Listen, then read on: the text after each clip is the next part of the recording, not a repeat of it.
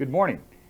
It's the 19th of May, 1999, and we're here today for the International Cinematographers Guild, speaking with that distinguished director of photography, Mr. Russell Carpenter, ASC. Hello, Russell. How are you? Hi.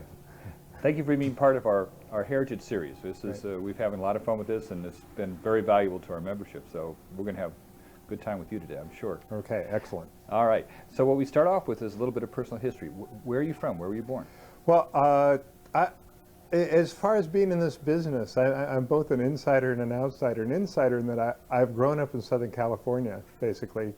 Born in Van Nuys, California. A real local guy. Grew up in Northridge, but had no connection with the industry. And the only connection I had was my grandfather was a sound man, did some Frank Capra films. But, really? But that was way before my time, so I really didn't. I didn't. What did your father do? Was he involved? My father worked in the Air Force for the aerospace industry. In the aerospace? Yes, and he was working out at Lockheed, and that's why we were in the Valley. And so I grew up there for 9 years, and then my parents split up, and I moved with my family to Costa Mesa, California, down in Orange County, and that's actually where I got my first little taste of filmmaking. Well, how did that happen? Just nothing to do. Well, a bunch of kids. What do we do? Well, one kid had a Super 8mm camera, and we started doing commercials. We did Timex commercials, and we would go out. We got a dummy, and we would put the dummy in all kinds of improbable situations. See if we would keep on ticking? Yeah, and see, we would ruin that dummy, and he would, of course, be wearing a watch, and one of us would come in at the very end and pick up the limp wrist of the dummy and said, the watch is still ticking. This ended when we were, we threw a dummy off a cliff, and it landed on a road in front of a car.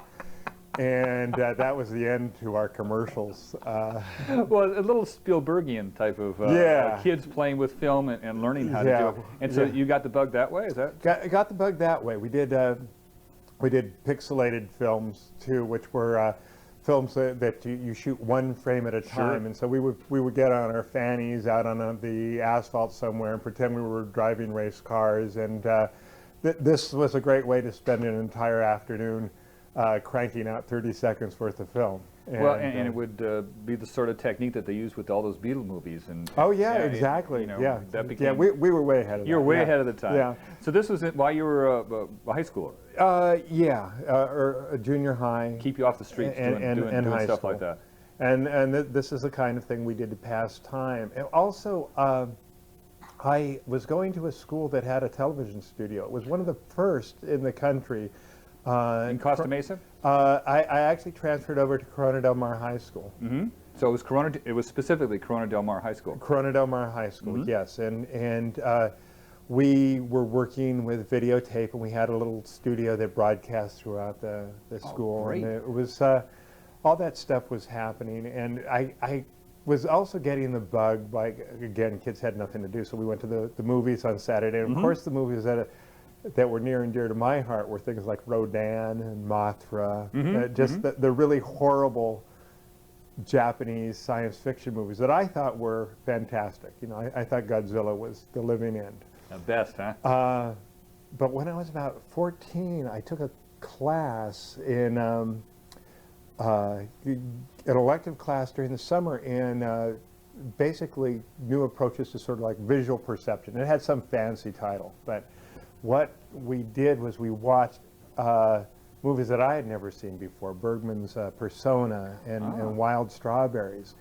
And there were images in those films that really, even though I didn't understand the films, and to this day I don't understand the films, but the imagery grabbed me. And so sort of the two rivers that fed my visual imagination were both the lowbrow and the highbrow. So you had Rodin destroying cities, and then B.B. Anderson and Lee Volman Doing Bergman. doing Bergman. Sure. And Swedish intellectuals. Yeah, it was a great clash of the opposites, and somehow I think that sort of worked its way out to my But career. at a very early age, it sounds like you started getting a grounding in the business. You started seeing, were you exposing films so you knew what irises did, and f-stops and film speeds and things like that? Right, and so there was a very rudimentary grounding in that, and also learning, because we were trying to tell a story very much at that age, learning that at least the rudiments of, you got to have this shot and this shot and this shot to make the joke work. Beginning, a middle, and an end, and how to make a joke work, sure, how to display it. And I think the culmination of our work as adolescents was the movie It Came from the Pet Shop. It came from the pet shop. Which was, my sister collected lizards, and we took her chuck wallet and we taped wings to the back of it. Oh, great. Put fishing line on it and flew it in front of my mom's prized landscape, and that was our first special effects movie. Cool. We had a great forest background, and this poor lizard with flapping wings would fly back and forth in front of this landscape. Do you have that someplace? Oh gosh, Wouldn't that be fun? my friend has it. Yeah, dig it up somewhere. I could and locate go that. back and put it on your reel.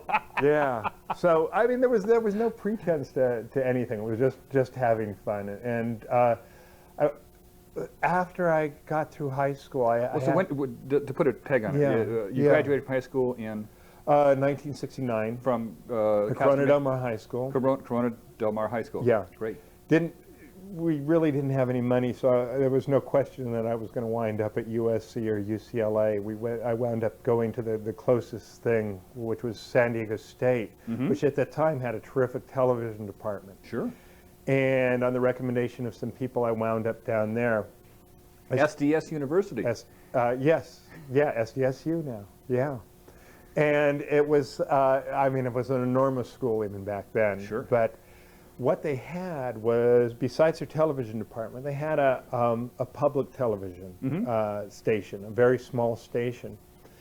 I spent about 3 months working in the television department, and decided that wasn't quite for me. Changed my major to English. Spent the rest of my time in school reading novels. But in order to get just to pay for school, I became a podium-style cameraman in the studio for public television programs. And I spent a few years doing that and learned the rudiments of studio-type lighting and camera work. Got some sense of composition doing that. About 3 years in, an opening in the film department at that studio came open. At that time, we were shooting with Eclairs, Canon Scoopix, filming. Cool cameras. Yeah, and stuff was still generated on film whenever you went outside the studio. So, in order, they had 2 openings and about 10 people wanted to get in. So I got a very lucky break, because they weren't even going to give me a roll of film to test me out. But what they did was they gave the 10 candidates a 100-foot roll of black and white film. They said, go out and shoot something, but when we play it back, it can't be, when we run it back, it can't be edited. It has to tell a story as it comes out of the camera. In the camera. So I wanted to do something. I really wanted to get into film. So I took the same people that I'd been making films in junior high and high school. We got together. We went down to the roller coaster in Belmont in San Diego. Oh, I remember that rickety one. That rickety old gut-wrenching roller coaster. One of the greatest ones around. We told a very simple story about a reluctant rider on a roller coaster and all the adventures that he has.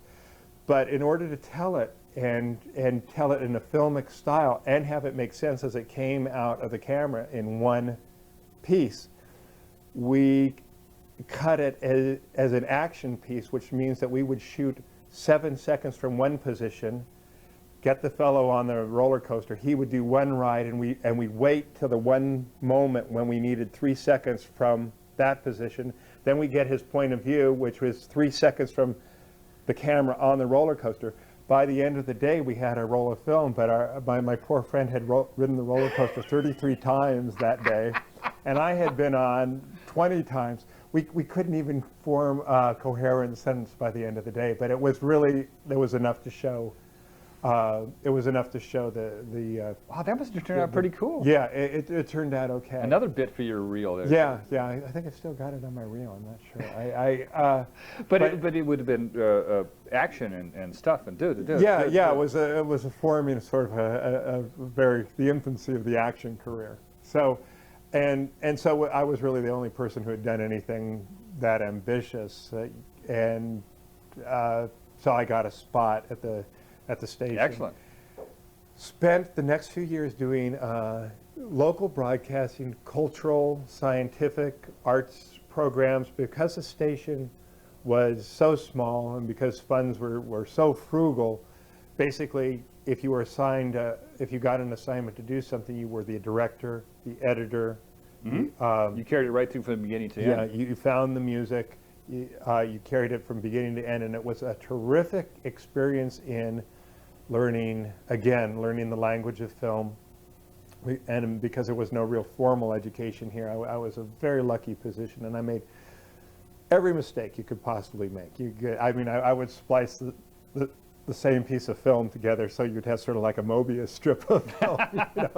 This was, it was just like, you get so tired, you do that. And but pretty much everything you did, they'd put on the air because they really didn't have a choice.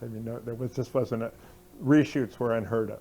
So I would go out and I would forget. Sounds like a great learning experience for you. Yeah, it was great. I'd go out and I'd forget to put the proper filter on so that they'd have a blue program on, something. Yeah, that was your blue period. That was the blue period of photography.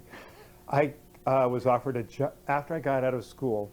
Which was? Gosh, this was about 1974. And did you graduate with a degree at that point? Yeah, it's just a BA in English. In English, so you're an English major. Yeah, I'm an English major. And so the other part of the puzzle is, again, whereas it doesn't seem relevant, and it's extremely relevant to anybody who's getting into filmmaking, because again, you're getting a sense of story structure. If you don't have the story, all the effects don't make any difference at all, unless you got a good story to tell people. Right. So eventually, when I did drift into dramatic storytelling, it gives me some sort of basis in which to look at the dramatic elements of filmmaking. Mm-hmm. I was offered a job getting out of school at that public television station, which in a way was a dream, but after I had been there a year, I had the toughest time going into work. I couldn't take the day-to-day of it. And this is where I learned that I was not really cut out to do a day-to-day job. I quit, went to Hawaii for several months. And this was great. It was a great experience. But I found that even in Hawaii, I couldn't get away from filmmaking. I had hiked into Kalalau Valley on the island of Kauai. And the big plan was to go body surfing for a week and just I was living on tuna and peanut butter. This was my diet. I recommend it to everybody if you want to lose a lot of weight.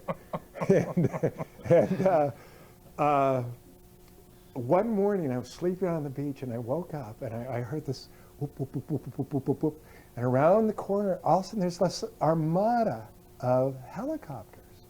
And they start landing on the beach. One lands to the right of me, 20 feet away. Another one lands to the left, 20 feet away. Wake up. And all of a sudden there's 6 helicopters on the beach.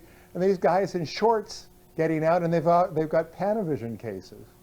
Oh. And they were filming the remake of King Kong, the Jessica Lange film. And I talked to one of the helicopter pilots, and they said, "We're going to be here for a week." And I said, "Well, there goes Hawaii for a while." So But he said, when you want to come out of here, because I had hiked 11 miles in, it was a really strenuous hike. He said, stand up on that cliff and just wave at me and I'll come over and pick you up. And true to his word, he did. He was picking up a latrine, one of those Andy Gumps at the time. So we flew out of paradise with this big Andy Gump hanging from the bottom of the helicopter. You know, sort of like that Jesus did in the bottom of that Fellini movie. 8.5, yeah. Yeah, 8.5.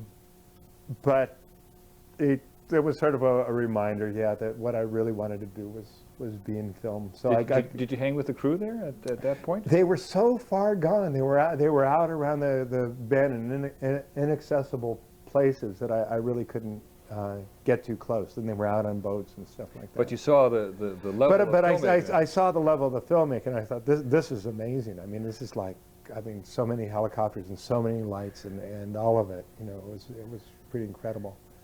I went back to California, got a job at a public television station in Orange County, and still doing film, doing a lot of educational programs that were designed, that were shot in a dramatic style in order to make the educational pill go down the student's throat a little bit easier. So I hooked up with this director, Tom Everhart, and he desperately wanted to get out of being in public television. So he convinced a furniture czar in Orange County to fund a horror movie that Tom wanted to make to the tune of what seemed like an immense sum of money. It was like $200,000. But the deal was that the said furniture czar's wife would be in the picture in a prominent role. So we shot this picture in backyards. I remember we even had a plane crash that was supposed to start the picture out. And of course, we tried to stage it in our backyard. And I remember the producer with a can of, I think he was using rubber cement and dousing rubber cement over his garden in the back of his yard, because we had to get these inserts that we needed. Needed flames. Yeah, and all I remember is he threw a match onto the rose bush, and the flame went up this string of rubber cement right through his can, and he just dropped it as the thing exploded. Oh no! And this was our first. I don't know what a mess that picture was, but what was even more amazing was that it was called Soul Survivor, and it was released. It actually got out into theaters for all of like 2 weeks. You know, of course it didn't play wide. You're not going to find that on my resume. Not on your resume. That's not going to be there. No. But Tom got the idea that, wow, he used that film. He got another film. He went up to work in L.A. I said, I can do this too. I moved to L.A. and starved. And the story of my life for the next 3 years was, I mean, really good, really hand to mouth. This was about, by this time it was about 1980. Okay. Moved to Venice, California. Yeah, with the hipsters, right? Yeah, I was out there with the hipsters, you know, when you have to get out of the car and look 360 degrees to make sure nobody's there with a knife. It was, you know, it was a lot of drugs, a lot of robbery going on. Sure. But it seemed like the place to be. And I lived in a building right near the beach, and there were just a bunch of lunatics, total lunatics inside. But the location was right, the price was right. Jim Morrison was probably lived right around the corner. Oh yeah, well, somebody did. You know, I just it was nuts. But I again had a few connections, was able to keep doing documentaries, and what I discovered was that people that I had worked with a few years back doing the documentaries in Orange County, they were moving to LA, and they would at least get me in on interviews. And this was like the first major rule that I learned, because I tell people about this a lot, is because I always thought I'm going to make it in this business just based solely on the quality of my work. And I hated that phrase, it's not what you know, it's who you know.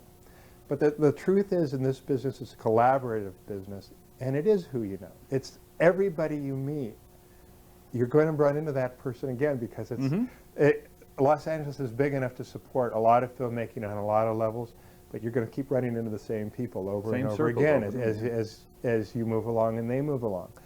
So I learned that being in this business is about a circle of relationships that gradually widens and widens. And of course it starts, first of all, with the people that, your crew, the people that you meet and the people that you work for, but it widens out to with the film companies, all the people at the lab. rental houses, the labs. The rental houses, and those relationships are just as important as any other relationship that you're going to have. So it's very much a widening sphere of influence.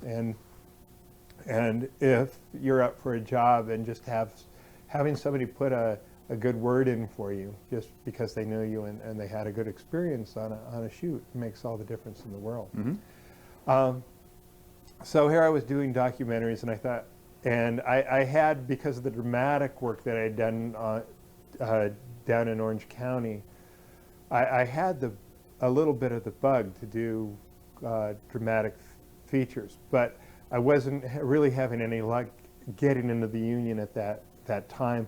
I tried, there was an open window period that I think I missed, and then eventually, as the union started to rethink its policies toward the wide body of people who were out there doing non-union work at the time, they had a training program. I took the test. I got as far as the interview, and at that time I went into the interview, and it was about a dozen people in there, and once they found out that I was doing some work in video, they started asking me all kinds of questions about video, because at the time people were interested. And this was back in 1980. They thought video was the next best, Oh, yeah. The next big thing. And here it is, it's 1999, and we're still shooting film, and we're still talking about the next best, thing. the next thing. That's true. But I found really at that time the only way to really do anything at all, to get any sort of work, were with little micro budget or no budgeted non-union situations. And so again, people that I knew would get me in on interviews, and I would start to shoot things. And I got, When you went to the interview with the local, you said you got as far, you didn't get in the training program, but you got to the last interview. I got to the last interview, yeah. Well, that's pretty good. Yeah, I did okay. But Got you that didn't far. get into the union on account of that. You still didn't get into the union. No, I didn't get in. At that point. They accepted, I don't know how many trainees they accepted. That was the training about program. 5. That And was the camera system training program. And just to put another pin on that, that would have been what year about? Oh boy, Seven- this seven- this 80, would have been 82, 82 or something. 82-ish, or 83. right? Yeah. Okay, all right, Yeah. just Yeah. in general, just trying Right. to keep a timeline going Yeah. here, okay? Yeah. So you continued working Yeah, as a non-union cinematographer. Cinematographer. And what kind of projects did you do? Well, I did a film called The Wizard of Speed and Time. This was literally shot in someone's backyard. Now this one's on the resume. Yes, it is. 1985 we have that. There's a 16 millimeter picture by a genius in his own field, Mike Jitlove, who does these incredible films, and a lot of the films he does one frame at a time. Mm-hmm. He does films that have so much going on in them. He was over at Disney, and he did something for Disney that had 15 tripods dancing around a room, film cans flying around this room, clapsticks singing, and he was in the middle of this as in his persona as the wizard. He wears a green cape, and he's singing a song, but it's all pixelated, it's all animated, so he's singing a song one frame at a time. Oh boy, you got to keep your concentration on that one. And the camera's moving. Oh my. And he made these incredible films, all in-camera effects, that had so much energy. In fact, his short film, The Wizard of Speed and Time, was nominated for an Academy Award. Really? And then he wanted to make a feature-length version of wait this a minute, film. let's back up just a little bit. How did you hook up with this guy? Through a friend of mine, Daryl Cass, who was that I knew from KOCE. Daryl was building a career at that time as a unit production manager, and now he produces. He's done He did Nutty Professor, and he's done a lot of So stuff. you knew there. him from KOCE, and he said, Yeah. I know this guy, and let me put you guys together. Yeah, And yeah. you guys hit it off with Mike. With Mike, yeah, and Uh-huh. because they had no money, and that was a great wage for me at the time. Now, It this worked out Wizard well. of Speed and Time, was it done in a studio at Disney? No, it was done independently. Independently. And we traveled around the Southwest, shooting a lot of footage at 1 frame a second, at 3 frames a second, doing all this harebrained stuff.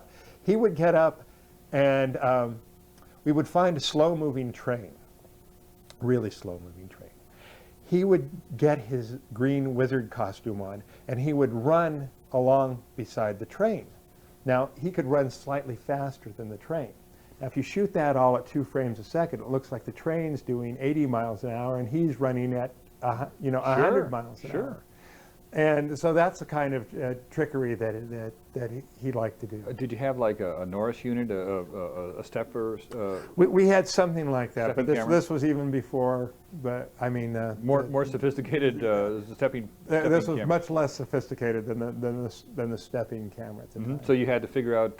Yeah, we figured out it was all jury rigged, but we shot a lot of this stuff at Mike's house in his backyard. His parents were his mom was in the Great. show, his brother was in the show, but it was a long wearing process. Oh, he sure, it would do takes forever to things, do that. we'd have a scene where he'd drop a pizza jigsaw puzzle, and the puzzle would magically put itself all together.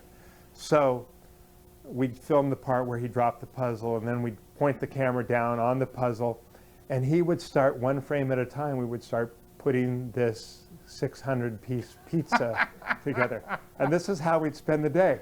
And as a cameraman, the worst thing you want to hear from Mike Jitlove is 400 pieces into the pizza is, oh, no, this isn't right. Oh! You know, and we would spend the next day on this one shot putting this stupid jigsaw pizza puzzle together. So that would be like a one-day event to put the whole. Oh yeah, a piece of. Wow. Yeah. And if we had a small crew, and if Mike really didn't have anything to film that day and he needed props, he would send us all home with props to build, you know, so, or you know, models to put together. So I was thinking that this can't be how the business really is. Well, it's a very small part that does that. Yeah. But this was literally seat of the pants filmmaking, and I mean, eventually, I mean, I lasted through 95% of the filming, but we would. Everybody else in the film had left by attrition, and I was the only one left. And we would wind up driving back and forth across LA looking for the proper wall for him to run in front of. And that was about the end of my patience, too. So Well, this project sounded like it took about a year to put it together. took about a year, Yeah. yes. And I met a person on that picture who had a role. His name was Frank LaLogia, and he had a part in the picture, and he told me that he was a director and an actor, and of course the standard response to that in LA is, oh yeah. Oh yeah. Yeah, oh yeah.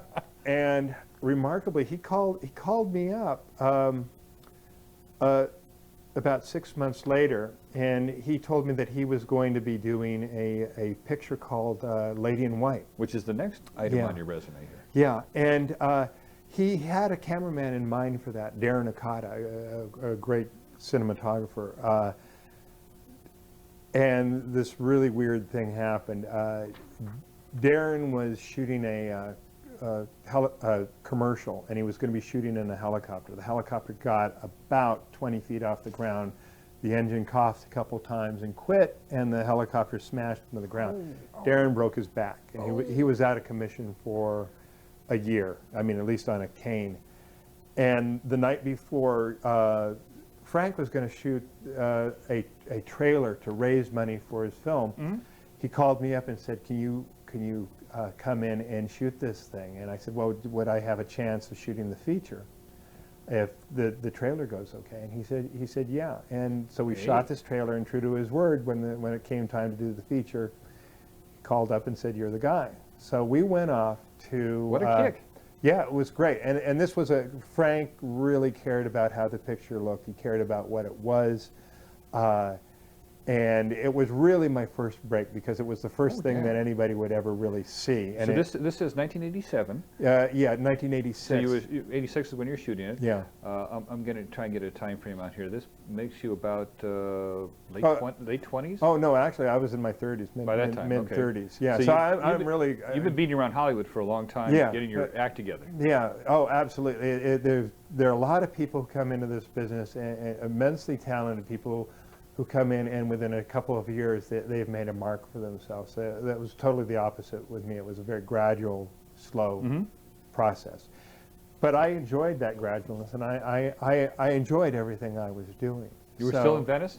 I'd moved to, I'd moved to Glendale by this Oh, this moved time. on up. Yeah, too many near, I mean, that was just too much weird stuff happening in Venice at that time. But a lot of great things happened. So you got Lady in White as the cinematographer, which is a big step for you. Yeah, it was a great step. step. And for him. Yeah, and it was a good film. Lots of great things happened. What was Lady in White about? It was a ghost story. It starred Lucas Haas, Catherine Hellman. Lucas was a very young boy at the time. The only other film he'd been in was Witness, and it was about it was basically a ghost story and a boy's involvement in the murder of I mean, he sort of solves the mystery of a young girl's disappearance many years ago, which was the legend of lots of ghost stories, and he sort of gets to the Were there bottom any of it. effects in it, special effects? The special effects were very, very, I mean, it was pretty rudimentary stuff, but there was a little bit. But we did some green screen in it, and actually some blue screen. Blue screen, right?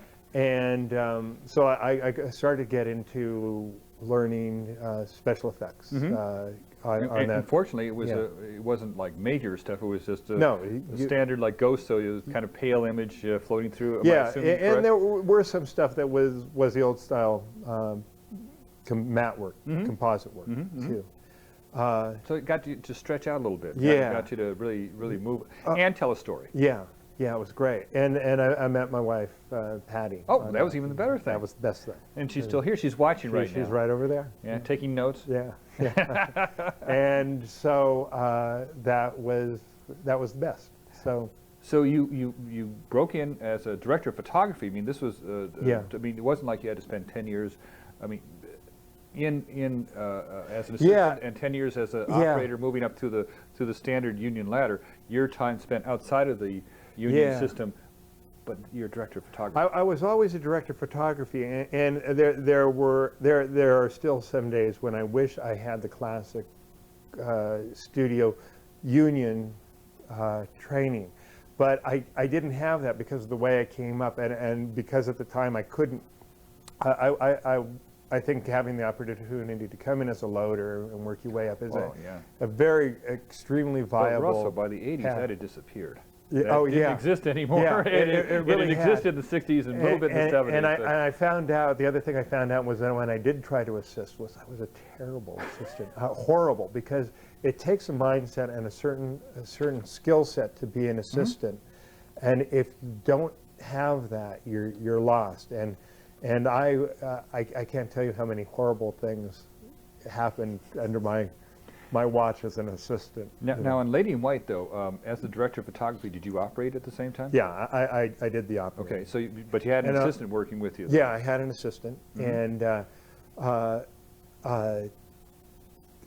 I operated about a lot of the shows I was doing at the time, because that's just the way it was. And with the budgets, there just wasn't a budget. So Lady in White came out, and and it was reviewed. Was reviewed very well. It did okay business, and this was the other thing I learned. You never know who's watching your work. That's true. Because this is jumping ahead somewhat, but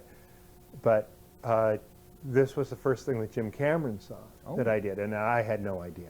Oh, sure. And this is, and just, when we get to my involvement with Jim, turns out I had met Jim way back when, and I didn't even know it. Oh, he's probably on the Wizard of Speed as one of the extras. Yeah, you know, even before that, back when I was doing documentaries, I had no idea, but Well, we'll get to that. But Okay, well, so you did yeah. Lady in White. Another film that's not on the resume, I went and I did a 25-day wonder called Cameron's Closet. And if I could buy up every negative of this film, I would. Because Lady in White I thought looked very good. I was feeling very confident, and I went into a situation where I had to work very fast, and I got skunked. Oh, And which movie was this? This was called Cameron's Closet. Cameron's Closet. And it is one of the well, undeniably one of the worst films ever made. Sorry to those of you who produced it, but Those things happen. the claim to fame was Carlo Rambaldi was doing the special effects, and he had just come off E.T. Oh yeah. Well, I guess for the money they could pay him, the monster that he came up for this movie. He did was- King Kong, and he did all those big effects. Oh yeah. But I guess I didn't give him any money, because what he came up for us was basically what we dubbed sock on a stick. And the monster was so hilarious you couldn't throw any light on it because it looked like what it was. And it was an awful experience. But what I learned was that if I was going to survive, I was going to have to find ways to get decent results and simplify, because I didn't know how to work fast. And that's what I learned from that. Simplify in terms of lighting to setups. try and get try and get an elegant, a good look with a simple but elegant solution. Well, that's probably served you well over the years then. Yeah, because it's amazing. Even as budgets started to jump up, what happens is you always find that there's a time during the day when your back's totally up against the wall, and you have to move fast. You know, it's a myth that is the bigger the budgets get, that you're just going to sit around and say, well, the light's not right, or we're not done today, we'll shoot this tomorrow. It just doesn't happen. Well, maybe Conrad Hall can say that. Yeah, but maybe Connie and Haskell can say that, but I don't know, and Vittorio. But so in between all these films, there's a lot of there's a lot of downtime. And what I was doing with my downtime, two things I had to learn. I had to learn to make telephone calls and get on the phone and call people cold. Mm-hmm. And it's one of the toughest things in the world to do. Yeah, I went through a period where there was no work at all. I got an opportunity to do a documentary on winemaking in France. Ooh, okay. And I had several things lined up after that. I mean, small things. So I went to France. I spent any money that I had taking 3 weeks just with a Eurail pass traveling around, just Great. because I'd never been to Europe. I wanted to do that.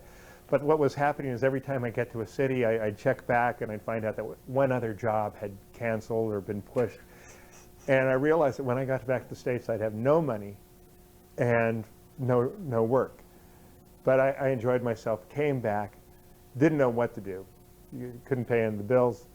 So I hired on with this 1 hour, this temporary manpower service. Oh yeah.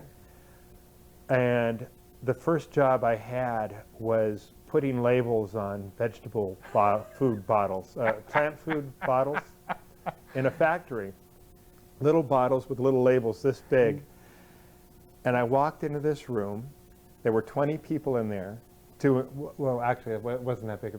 Maybe 10 to 15 max people putting these labels on, these plant food bottles.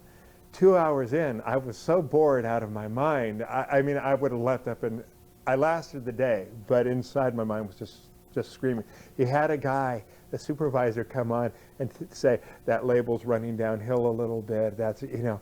I looked to the side, I asked the guy how long he'd been there, and he said 5 years. And my major realization was, this is how a lot of the world lives. Mm-hmm. Next job, and this was about when USA Today was coming out,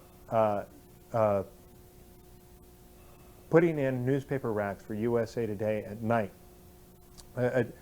Sort of like a work gang of us would ride around in this truck filled with these newspaper racks that said USA Today. And we'd stop on corners and slam these things in. And I did that for about 2 weeks. Guerrilla newspaper distribution. Yeah. I was in this, a big magnet in the newspaper empire. And during that time, we drove through sections of the San Fernando Valley. And downtown LA at night, and I got to see how the other half lived. And that was an eye-opener because there were lots of rolled up cardboard boxes with you'd see feet sticking out of them, and you know that's where somebody's sleeping. And I was not all that far from that position. And I said either I've got to really do this and figure out how to make this career work, or I'm going to have this totally hand-to-mouth existence, it seemed, for the rest of my life. And the hardest thing for me to do was pick up a phone and just call somebody cold because I didn't know what to do. And it would take me, I'd make a phone call and take me half an hour to screw up my courage to make the next phone call. I mean, it was just dreadful. And what I finally learned from that was that even if people didn't have anything, they had the time to offer some encouragement. So coming into LA, at least LA didn't seem as monolithic as I had built up in my mind. And so I do these little pep talk things. By this time I was sort of living in, I was living up in the Los Feliz area. I'd drive up to, I'd ride my bike up to the top of to Griffith Park, and I'd look down on Hollywood. And I'd try and get everything in perspective, you know. Then I'd go back and I'd make my phone calls. So over a very gradual period, at least I was getting enough work to survive. Started doing some work for New Line. Like I'd shoot second unit and third unit stuff. And New Line was one of your cold calls that you... Actually, that was not. That was actually somebody brought me in. Okay, but a contact. Yeah, it was the same a contact. networking thing. Again, it was the same networking thing. And this was back when New Line was doing these $2 million, $3 million. A big film was a $5 million film. But what they were doing, and I think this is where the union as it existed then really had to sit up and take notice, was that they were giving people who had some ability but not many credits the opportunity to work, because if you're out of work or you want to somehow express yourself as a filmmaker, you know, you'll take whatever palette you can get. So so a lot of creative people were saying, okay, well, we'll take that $4 million budget and we're gonna show our stuff. So New Line was making some pretty decent stuff for not much. And you had gotten in as a second unit cameraman, camera operator, right? Director of photography. So you kept that title going. Good. Then I shot a film called Critters, and so that was a film for New Line, and I forget what. And as the DP of the DP, unit? yeah. Good. So you went from that the depths of coming back from France. You managed to hang in there. And this of course didn't happen instantaneously. This was probably over a 2-year period. And Patty stuck with you, so that always helps. Yeah, we have Patty seen a lot of Kraft macaroni and cheese. And what she can do with so little is amazing. But we were living in places that we go back to now. We said. We lived next to a horse stable. Yeah. We swallowed a lot of dust, in our days. But you kept working now. You're doing New Line stuff. So the main thing was we kept working. When I wasn't working, the only way I could really learn was I would go to Howard Schwartz did seminars with AFI every 1 month, every Saturday. He'd have a filmmaker come in and show a picture and then talk about the picture. Tremendous thing that Howard did then. I would get VHS cinematographers that I admired, and I would run that tape back and forth and back and forth and back and forth, and I would learn a lot of stuff. Break down the movie shot by shot? Yeah. Another influence, and this is way back when, how I sort of got the bug. Another bug to become a dramatic film cinematographer. I went to see, and this was way back, a picture called The Baby Maker with Barbara Hershey in it. I think she was Barbara Siegel at the time. And they had projected the film out of frame. And so everything that was above the frame was now in the shot. The microphone and all the lighting. And I went, being a fairly naive person and having no experience then, I said, what is this? What's going on? And at least I got to see that there was something back there creating all this magic. You get to see, you know, They didn't all throw the the mat low in the line. projection, or the print Yeah, didn't have the yeah. mat in it. The mat was placed wrong, and the print was out. You know, and it was amazing. I don't know what the projectionist was doing, but Behind it the was curtain. Yeah, but it was this wonderful film education. So anyway, what happened was, over a very gradual period of time of doing no budget to low budget or to micro budget to low budget, I sort of got into medium budget non-union pictures, and I got again through Darryl Cass, got introduced to John Woo, and he was doing his first picture John in Woo, the the action the action Hong director, Kong, yeah. And we went to New Orleans and made a picture down there. Great. And oh gosh, one thing's going out of sequence. Just before that, I got a call from Jim Cameron's producer. I'm going to back up a little bit. Okay. There, and this is That's no fine. editing. I wound up. One of the things that I got was television episodic, Wonder Years. Oh, yeah, good show. And it was a great show. I didn't have the greatest experience. I learned that as a director of photography, you somewhat have to be a politician, because I would walk into one office and the head writer would say, you know what, it seems like the dailies were a little too dark this week. And then I'd walk out of that meeting and so-and-so wants to see you, the producer wants to see me, and he'd say, you know, I think the dailies were a little too bright this week. And you're going, what do I do with this? Who are you going to please? Yeah, yeah. And again, learn more about working fast. But after 4 episodes of that, I was fired. Oh. That freed me up. I got Lawnmower Man after Lawnmower that, and that turned out to be visually an interesting Well, now, film. Lawnmower Man was a big film. Yeah, well, it was actually a $6 million Yes, picture, lots of but special a effects. lot of special effects, and a lot of people special saw effects, and a lot of people saw it. Yeah. And it was you know, it had a theme, man against the machine, man in the machine, Yes. very intellectual thematically, and it got a lot of reviews. So first off, how did you get that? I walked in. I don't exactly know the lead. By that time I had managed to get an agent, and she might have set me up with that. Walked in, and again, a lot of it's based on personal chemistry with the director. And the director was?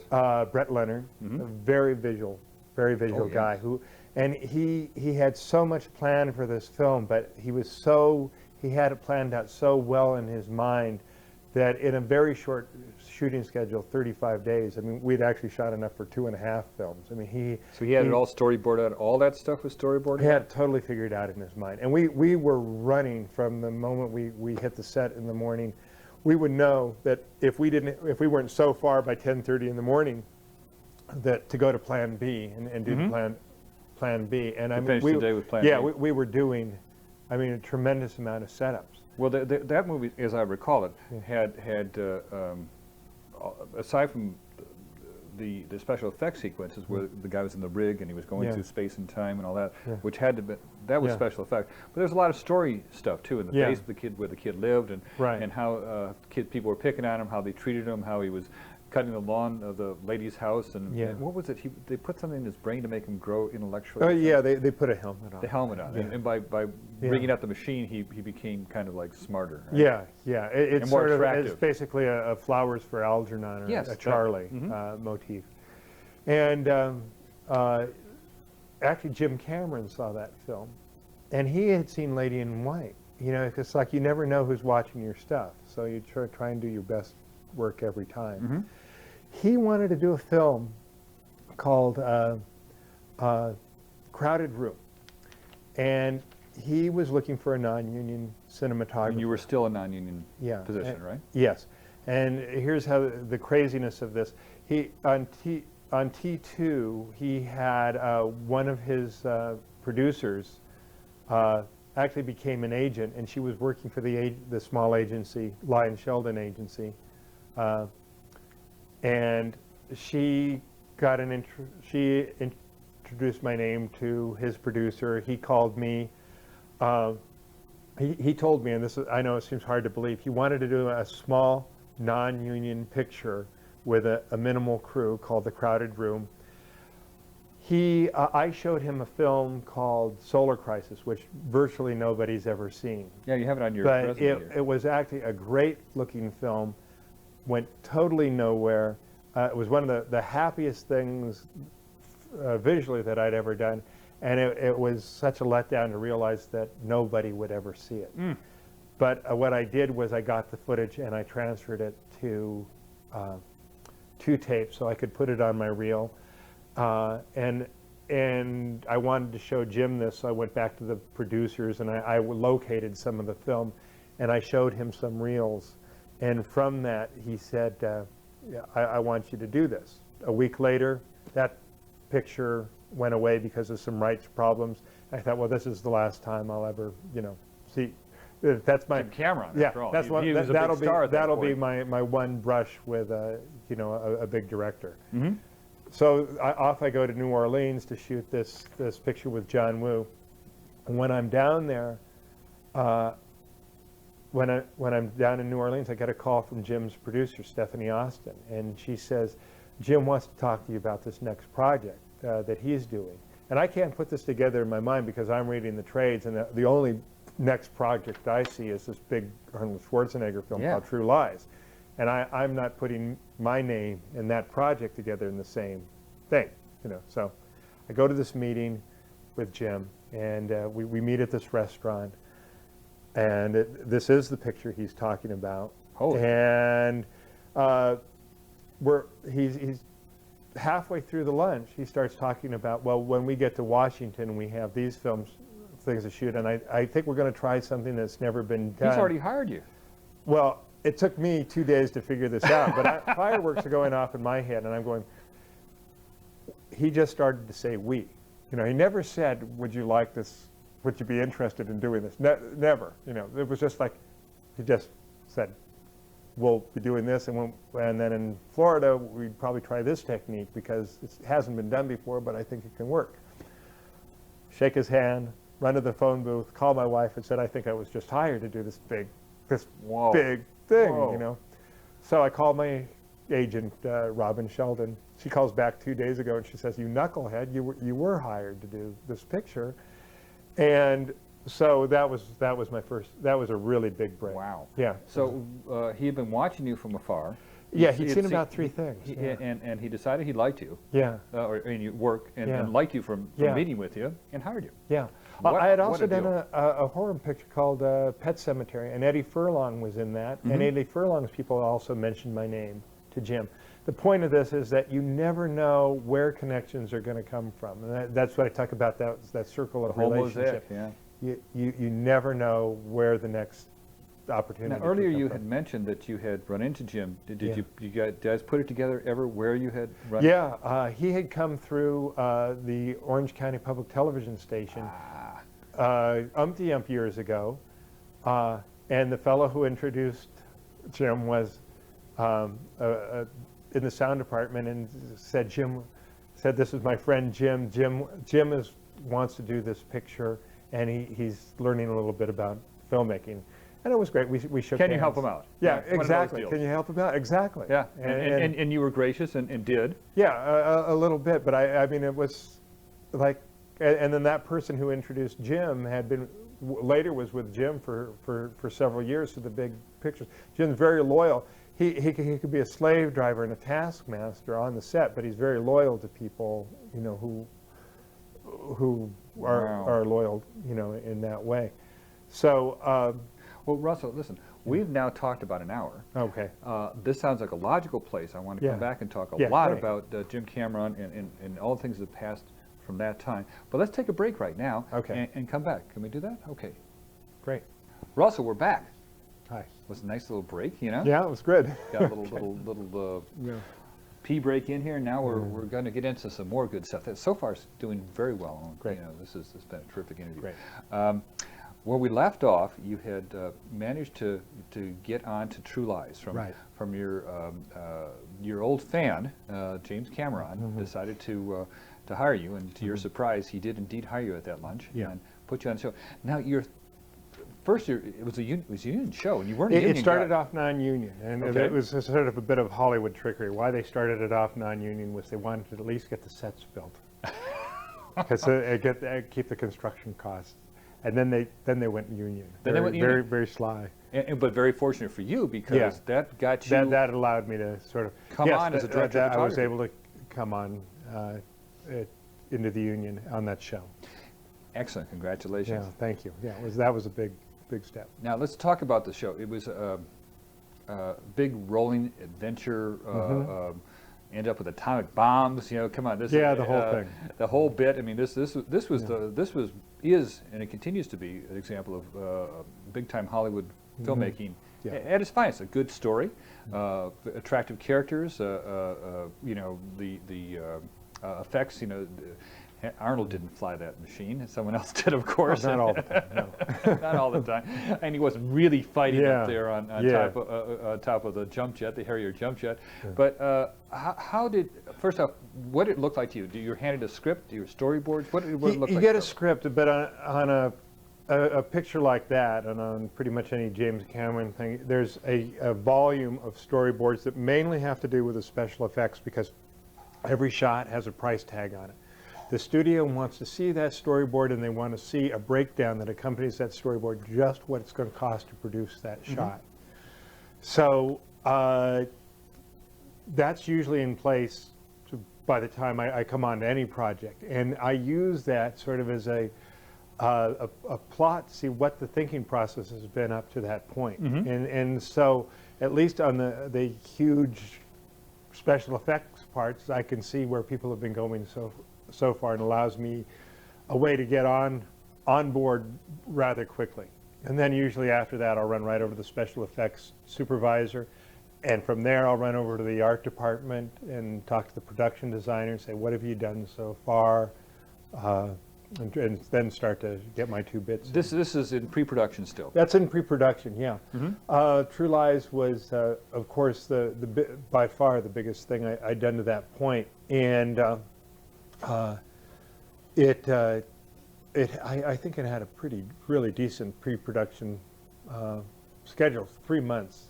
So you were on it for 3 months before you rolled? Yeah, we saw tons of locations around the country. There were at least 2 or 3 trips around the country before we Wasn't it mostly in Florida? I mean, a lot of it in Florida, some in Newport, Rhode Island, some in Washington. Snow stuff too, and some in Lake Tahoe, some in. And then some studio stuff in L.A. And then we also rented a couple big hangars out at Van Nuys Airport for major sequences. Well, let's for the benefit of all concerned, as much as you want to tell us about it, the process that it took you. You have the breakdown. You have the script. You have the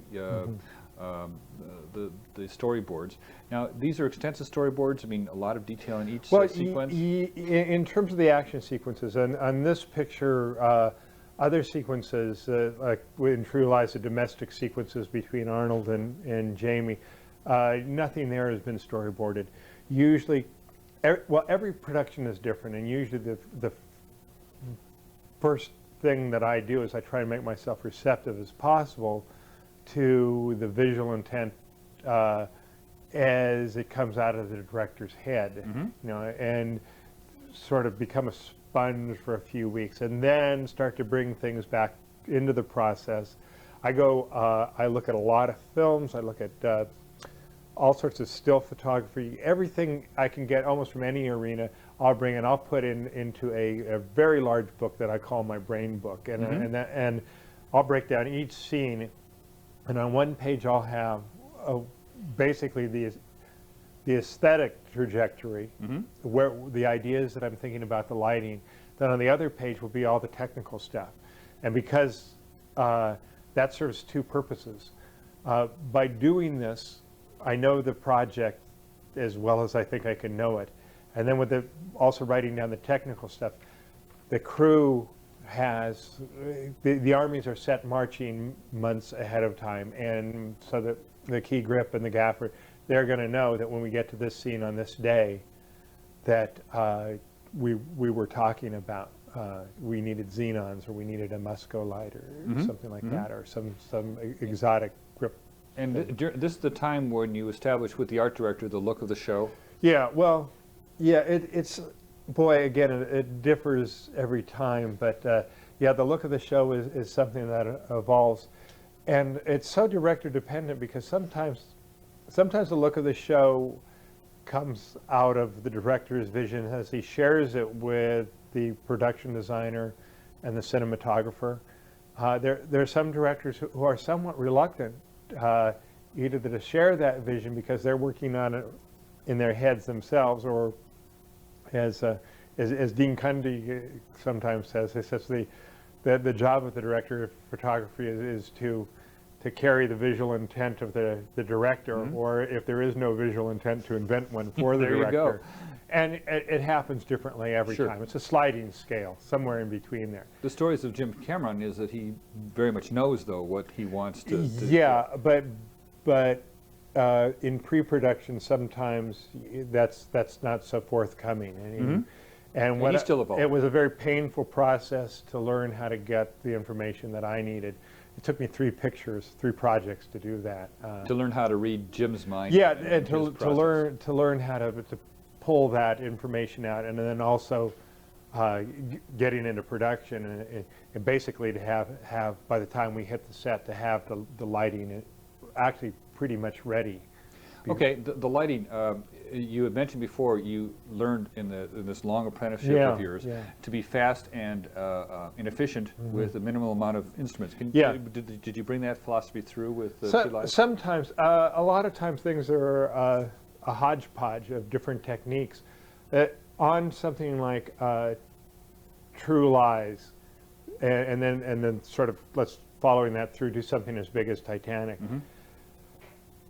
Half of what you're doing is making sure, to use a siege mentality, that you've got all the tanks and catapults lined up. You've got, and that you do as far ahead of time as you can. So if it's a huge scene, you know that you've got a tower built over there, and that tower has to be moved into place, and certain lights have to be put up on that tower, and that you hope you're doing that days ahead of time. That's a separate group.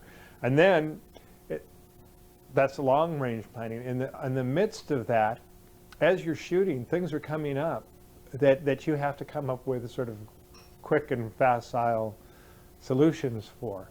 And especially in an action show, I have several techniques that I've been using. I don't know if you want to get into those right now, but somewhere along the line, I became a fan of dado lights.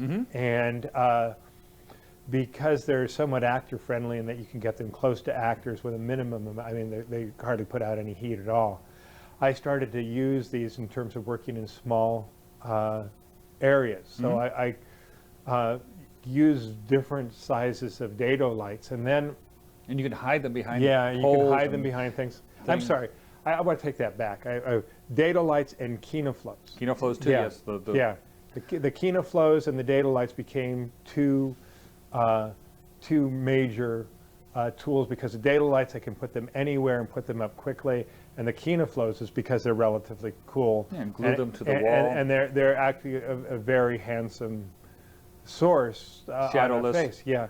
So say in an action sequence where you might be running up and down a hallway, a narrow hallway, we'd use these in a somewhat unconventional way. We would attach these things to like a 4-foot kinoflow pole. We would put that on the end of a sound boom pole, and you're running after somebody with a Steadicam, and you stop, and the person turns around. By the time they've turned around, you move that pole in, or you have a athletic electrician moves that pole in to about this far from the actor's face, and you've got a 4-foot source now.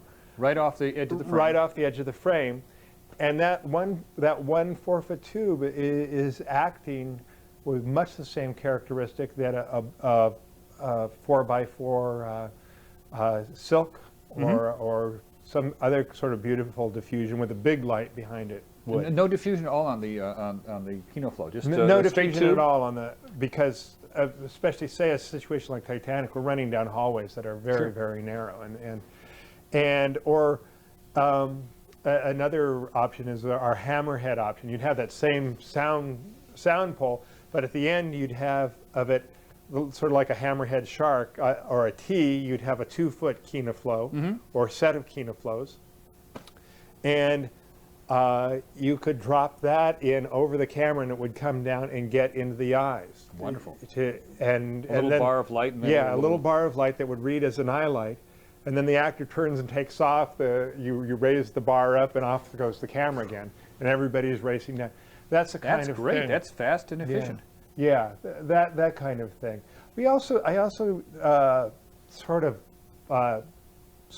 upped in voltage an idea that I saw that Dean Semler had. Dean was doing a picture called The Trojan Wars, and he had a mag light that he put he made sort of a chrony cone, a little box on the end of the mag light and that on the end of the box was whatever diffusion he wanted to put in front of it. And then what he could do is on shows that he was shooting at 3 or 4 foot candles outside exterior, he would come in and he would just point this flashlight with this box on the end of it and tissue paper, and he was able to shape people's faces with that, and that was working at very low light levels. I work at higher light levels, but I took a xenon flashlight and did the same thing. And a lot of times on say on Titanic or True Lies, when people are running around a lot, I'd be right behind the camera with my little flashlight and my diffusion, and as the camera settled and the actor came into place, come in and feather that right in there. And feather that right in, and it was invisible. One last sort of a quick technique is what I call my Kino flow sandwich. Take a 2-foot long tube, and of course the light wants to go everywhere, wants to go out on the walls and stuff, but I would make a V out of, say, 2 flags, like 2x3 flags, and tape one end of the flags together, jam the Kino flow down into the wedge of the V, and now I would have a soft light which I could control with the edges of the flag.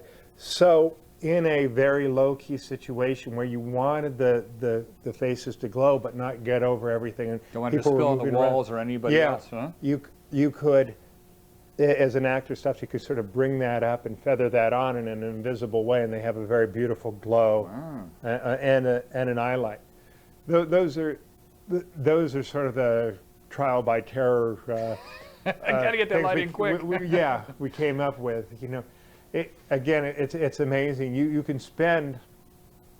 You might, on a huge production, spend half a day setting something up, but when it's time to film, a lot of times the actors aren't going to do what you want them to do, or hit that light exactly, or if it's a Steadicam scene, it's going to go all over the place. So these are the techniques that you can use to make instantaneous corrections to something. Well, I've seen DeBont use Musco lights and Dito lights in the same shot, no problem. Yeah. Just the biggest lights in Hollywood to the smallest. Yeah, it's really whatever's available. Yeah. And get it in there quickly. All right. Well, the special effects on True Lies. Yeah. Again, being a new director of photography, you were thrown into this. Now you've done quite a bit of special effects with blue screen and that. What sorts of things were involved in True Lies? Well, pretending you knew what you were doing was the most important thing. That was the first Stay on the thing. train, huh? Stay on the train. Don't let them see you blink. Just nod your head when you say you need this, and then run off and find out what they were talking about. and that worked a lot. What Jim does, and I'm going to take one sequence in True Lies as an example. What he does is he uses many techniques on the same scene, and he'll sometimes overlap techniques.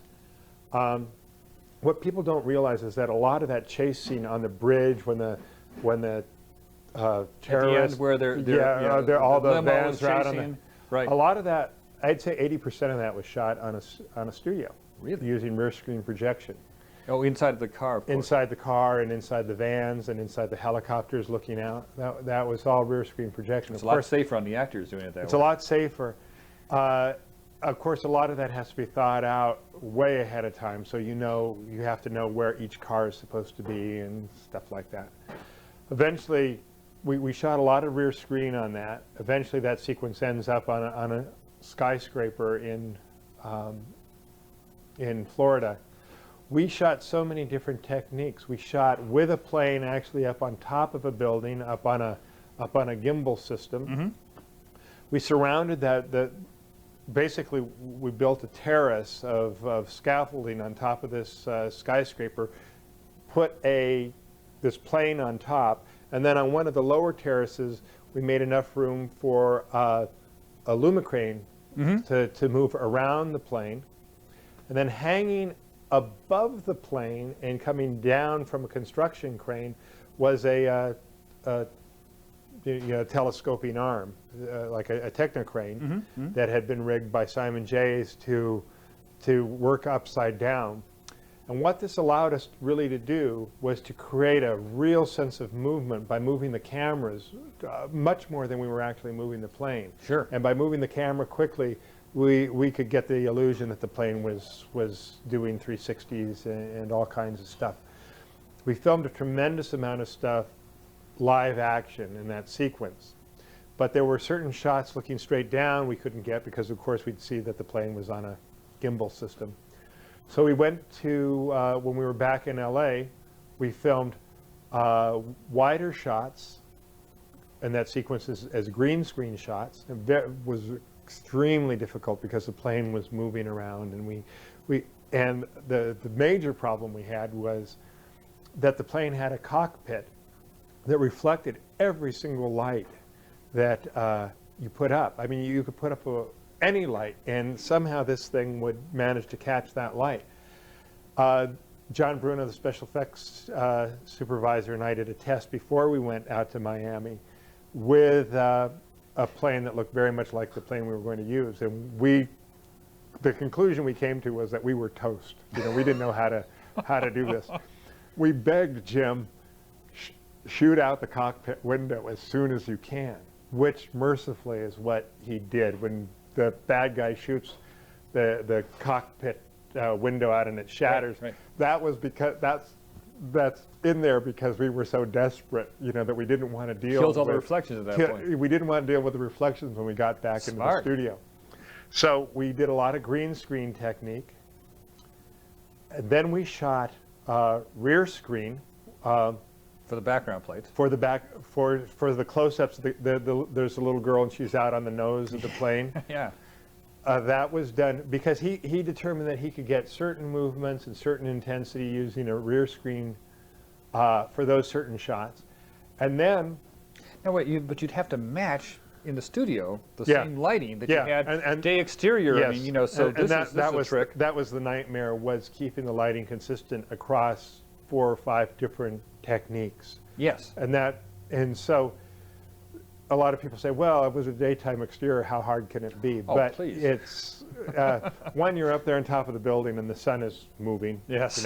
And then you're in a studio and it's totally nutty because of course you're lighting for different light levels when you're doing rear screen than you are for green screen than you are for So did you keep exact track and a log of what each shot? I kept a log of every shot. I had angle of the sun. What is your log? I had an intern who, and it's all his job is to look at where the lights are and take color temperature readings and all that stuff. What filters we use, so I could go back to it months later and say, okay, this is in Los Angeles, opposed to Florida. As opposed to Florida, right? So. On this type of show, I'll take a lot of really careful notes. Sure. So that's how you keep track of it. It's literally each time you roll the film, you have got I've got a log of the angle of the camera, angle of the angle of the sun, color temperature, et cetera, et cetera. Any other particular things? I mean, the focal length, Yeah, f-stop. filtration. Now, right offhand, I can't think of everything, but every a detail lot of you the can think of. normal stuff. Mhm. Yeah.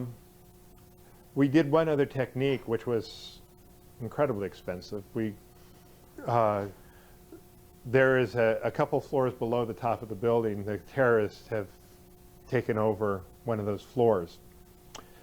The building, the top floors of the building were built on a stage in an incredible cyclorama of the Miami downtown was built around the building, about 270 degrees. Mm-hmm. It took an incredible amount of light to backlight that cyclorama. Oh, I mean, it was basically light. it was a translucency, Yes. basically. Well, those are the great backings we have now. They're just Yeah. really come out in the last They're few years. incredible photorealistic Exactly. backs because they are blown up photographs. Mhm. Not to get bore too much with the technical, but we had so many generators out to light that. We had so many 18Ks, and the problem with the backing is that because we had to get this thing up, these backings are done in strips. Well, one strip, and they're about 8 feet wide. One strip would come out a little magenta, another strip would come out green, another strip would be perfect. And it was a total nightmare to try and do the color correction. You would do the color correction on the lights that would be. We did the blowing color through correction on the lights, and Wow. it was a total nightmare. And But once those were up, those were in Los Angeles on the stages? Yes. And once those were up, you could do the sequences where they had the big shootout with the bad guys. yeah, and blowing them out through when the window. plane comes up and shoots the bad guys out, all the windows break, Mm-hmm. and then there's a sequence where there's this janitor vacuuming, and the plane comes backwards into the building. That looks like an exterior, but Sure. it wasn't interior. It was done in a studio. Hanging by wires and. Yeah, things the like plane itself was, on that shot, I think, hanging by wires. Now, when you shoot a special effect and you know that you're going to put another element in, do you leave a big piece of the frame for where this element's going to come in? I mean, Yeah, the beauty of some special effects shooting is that you can ignore a lot of the frame and bring your lights in just to where you want them, knowing that those lights and stuff are all going to disappear when the element that you're shooting is composited into another frame. Mm-hmm. So that is a luxury. so in your garbage mat pulls Yeah, away, it's a garbage mat. pulls away, I mean, it covers up all that Yeah. stuff because you're going to put in another Yeah. element on top of that, right? Yeah. And were you doing wire work? I mean, were you doing? In that film, we did every technique, puppets? It just seemed like there were so many techniques, high-tech techniques and low-tech techniques. It was a real... Okay, the high techniques are the ones that where you go in and do digital recompositing, right? Yeah. That would be considered a high-tech technique. And a low-tech technique is? Well, low-tech is usually it's a stunt or a mechanical effect where you might spend the morning setting up 8 different cameras on a stunt that lasts 10 seconds. And Cameras at different frame rates and different frame rates, things. and it's really on the special effects department they have to put all the squibs in and wire the walls or whatever. Blow up something. Yeah, and as the director of photography's job is to light it in such a way that all that is, of course, looks as best as it can without giving away so it doesn't look like a special Were there any effect. real Harrier jump jets at all? Yes, there were definitely. In fact, That's big. the whole it was amazing. The whole Florida sequence that in the Keys, they spent 7 months just trying to get the environmental agency okays to be down there, to land Harriers on the road. In fact, if a Harrier landed on a highway, what it would do, it would melt a big hole. Because it's basically it's setting this incredibly intense flame straight down, and it would just melt a hole. So they had to build, in what looked like a parking lot, they had to build a Harrier landing space. Something that can handle the heat. Yeah. And the other thing that happens with Harriers is that there can't be any what's called FOD, foreign object damage material, down any on the landing zone. And this is any pebbles, Gravel? any gravel, anything. So we would have FOD parties before we shot. And we would literally get down on our hands and knees. And I saw Jamie Lee Curtis out there. She's down on her hands and knees, and she's picking out these infinitesimal pieces of stuff off the asphalt, so there won't be any engine damage. Jeez. Shooting those sequences with the Harriers, we would fly down to Key Largo. There's that long Key bridge, right? West, That connects the keys. Yeah. And there are actually two sections of the highway that run parallel, and we were using one section of the highway that actually had a bridge that was out in it, already built in. So this gets really complex because we knew we were going to build a miniature of the highway existing. Then we would have to, in miniature, blow up that bridge. But before we actually blew up the miniature, we had to have the remains of the bridge being built in real scale in Florida. So we had to sort of know what the bridge was going to look like when it blew up. So Jim was telling the special effects people, I want the bridge to blow up like this, and this is what it's got to look like when it blows up. Well, that was an atom bomb that you're yeah. blowing. So that was a tall order. So what they did was they built the remains of the bridge on a barge in Miami, a barge that was as wide as that gap between the two sections of the highway. This section of the highway had been taken out so sailboats would have access through the old part of the Key West highway. They floated this barge down and then they sunk it. So now all you see above the water is the remains of the bridge. So now you have a limo, I hope most people have seen the film, that is going along with a screaming lady in it, and it's supposed to plunge off the bridge. Well, because of environmental issues, there could only be enough gasoline to get the car to the end of the bridge and no further. And so that had to be worked out. The engine had to be sealed. You couldn't have a gas and oil going into the... They did tests on a dry lake to determine where the cutoff point was, where you could... That's an awful lot of planning. They brought in so much engineers. There was so much computer work done.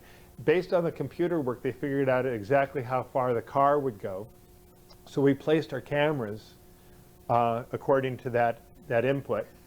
And then when that stunt did happen, of course, the car went like 50 feet further than it went past most of the cameras.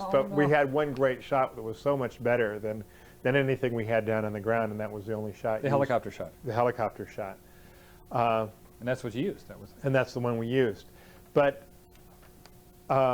working with these Harriers was such an experience. Once they fire up, you can't hear a thing. I mean, I could be 2 inches from you and yelling in your ear, and you could not hear me if that Harrier was anywhere nearby. One time, the Harrier took off and went over one of our camera positions. And all you saw people, tripods, cameras thrown around like ants. I mean, there was so much force coming down from this thing. So all kinds of safety precautions had to be taken. Also, the Harriers could only fly 3 missions a day, and the missions could only be 20 minutes. So $10,000 or $20,000 per mission at least. Yes. Yeah. So we were going down every morning. We would have basically like a mission meeting, and all the shots of the day would be planned out, and then we would set up our cameras, and hopefully everything would go according to plan. It was quite an operation to do this. There was so much logistics that went into this. You were carrying really quite amazing. 5-8 cameras for the Harrier shots. Yeah, what we did, and I think it's the only time I've ever done it on a show, because we were basically sort of a traveling circus going from city to city. Otto Nemitz, we were using Airflexes on that show, worked out a deal where they stocked a truck. And even though we weren't using them, we had like 13 to 16 cameras on the truck. I mean, like 6 of those were IMOs, but then you had several Steadicam bodies, and then you had... Things to put on cranes, things to put hide cameras. Exactly. Yeah. And it was actually I guess a lot less wear and tear on Otto to do it that way than to have bodies constantly flying in and out of and out of his facility. What an army. And Yeah. of course, Jamie Lee Curtis wasn't in that limos that went over and got plucked out of it. That was all special effects. Yeah, no, that was quite amazing because, again, that was a specially rigged limo where the driver was actually in a truck like 40 yards behind the Running limo. right, It was remote remote controlled. Mm-hmm. But we did plenty of sequences on the bridge where we were all headed toward that gap in the bridge. I mean, that makes you nervous when you know you're going, okay, we've got to be slowing down somewhere in here because you're headed toward the shallow blue sea in Florida. But it's Jamie Lee was in one shot that a lot of people think is a rear screen projection shot. Just after that, the shot where the car goes in, there's a handheld shot looking down past Arnold at Jamie. Yes. That's not rear screen. She's hanging 100 feet above. Oh, she's being a trooper. She's being a trooper. Wow. She's all wired in, but she did that shot. Dangling from a helicopter? Dangling from a helicopter. That's a straight, as you see it, what you see is what you get shot. No, Well, that's a no payoff CG. shot too. And that's It's a great shot. Yeah. But getting back to that shot where the limo goes in, the helicopter and the car have to get up to speed, and of course we had camera helicopters. They all have to get up to speed, headed toward the bridge. You have a stunt woman who is wired to Arnold, and she is lowered into the car as the car goes along. And then she's got to get into that car, get into character before you hit the end of the bridge. Oh man! And then how it works is that the helicopter continues to go straight at the same altitude, but as the car hits the bridge, it just drops away from it. Holy cow! And of course, the car is rigged, so there's nothing in the car that's going to catch her and Let's hope not. take her down. But that was quite a stunt. So that was a stunt. That was a That is live people stunt. That is an old-fashioned stunt. That is the way they used to do them, type stunt. Well, talk about techniques just for a second. What you're talking about top of the building sounds a little like Harold Lloyd when he. Oh yeah. So I mean, everything old is new again. Everything old is new. It really is amazing how much is still done in camera. There's been a lot of talk of, well there'll be, and I'm sure there'll be photoreal digital people in the future, maybe the near future. But John Bruno, who was a special effects supervisor on that, says it's always best if you can do it in the camera. It always looks the realest. And even if you're going to composite elements together, don't construct those elements in a CG world. Shoot them as camera elements. If you've got a person, shoot a person.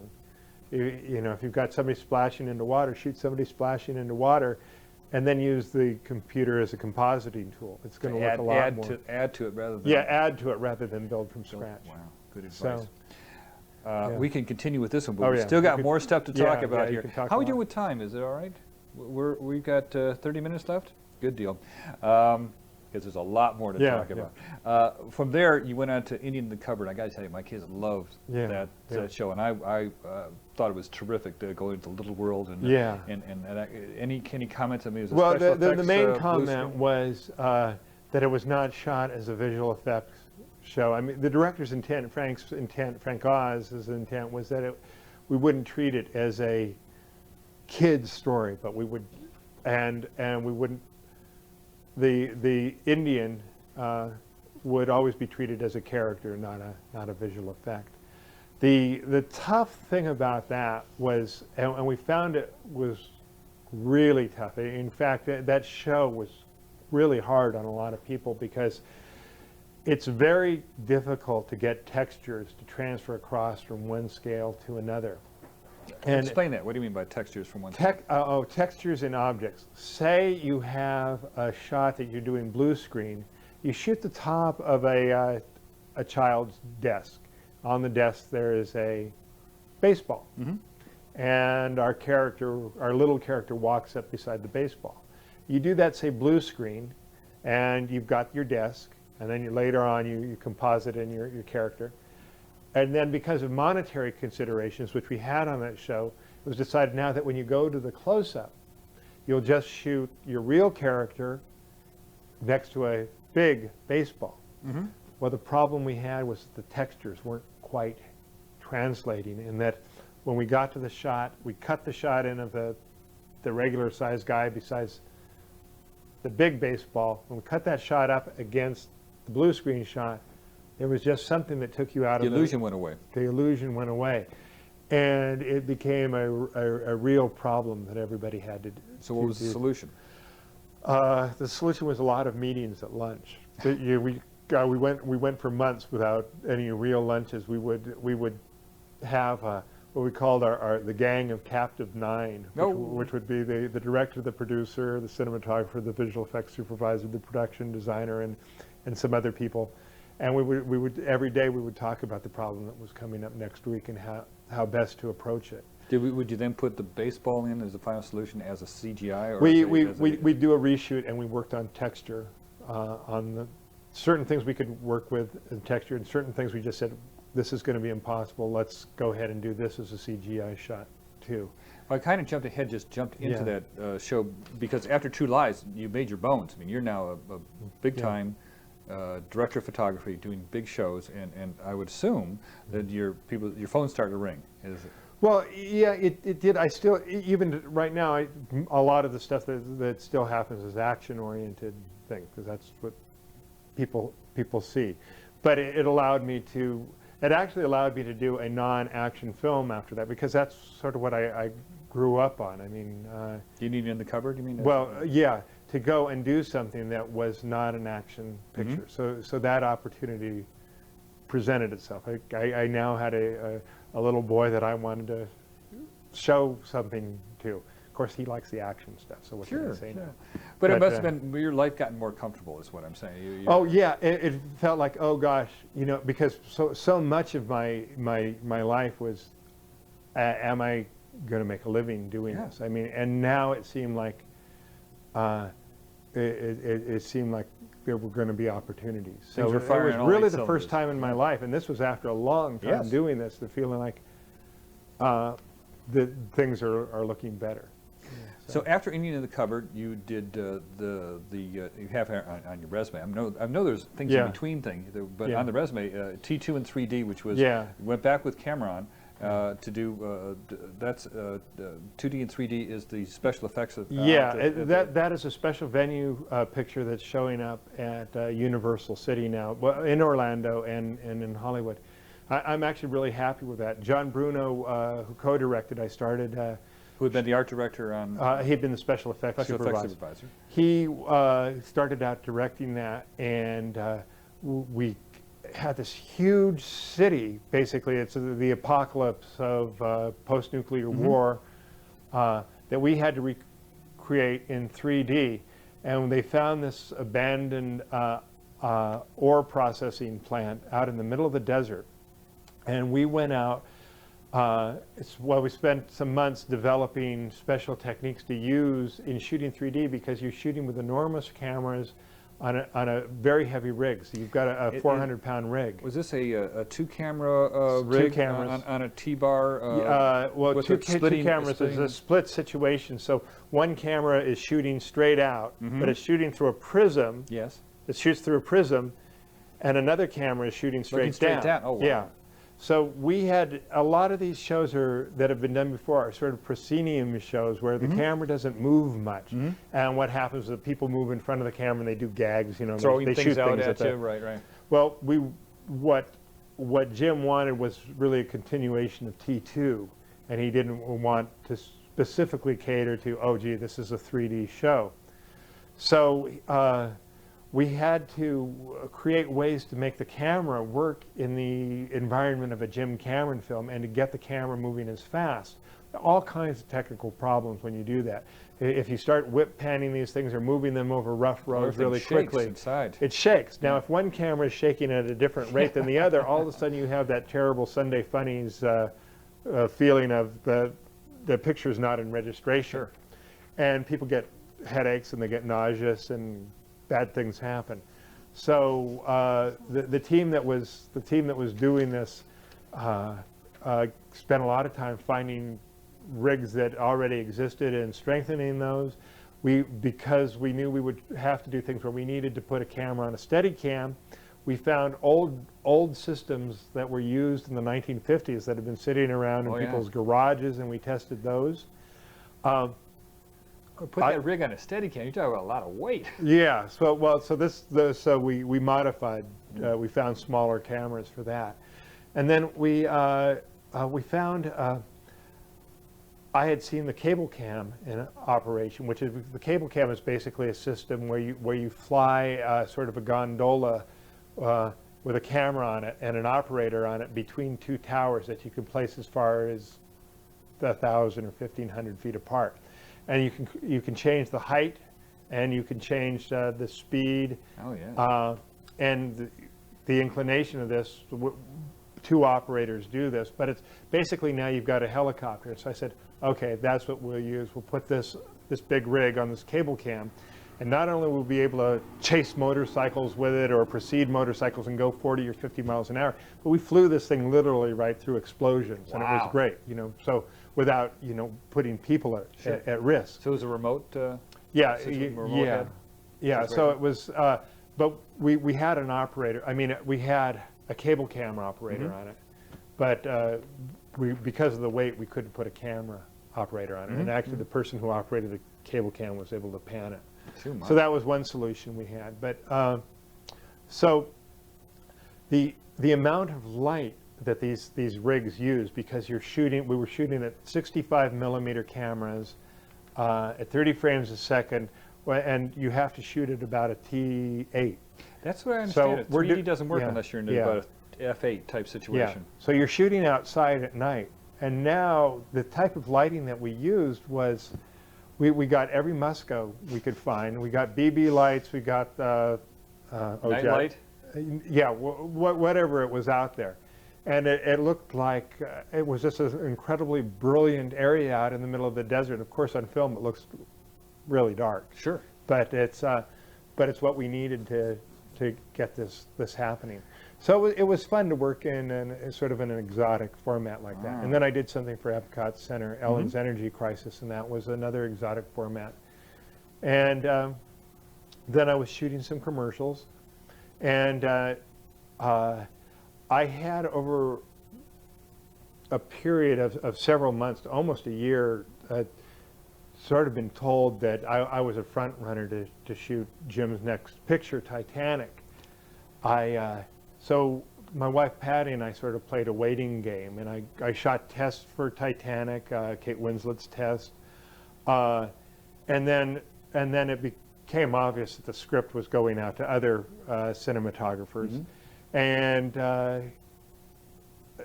so that was, I sort of put that on the back burner, but Patty, my wife, always, and she had read the script, and she said, you really got to do this. And I said, but let's be realistic. It's going out to all these great cinematographers. I don't really, hold much credit in this. But we hung in, and finally the project did indeed. It went to Caleb Deschanel, excellent cinematographer, and I had to get something going, because I'd played this waiting game for a while.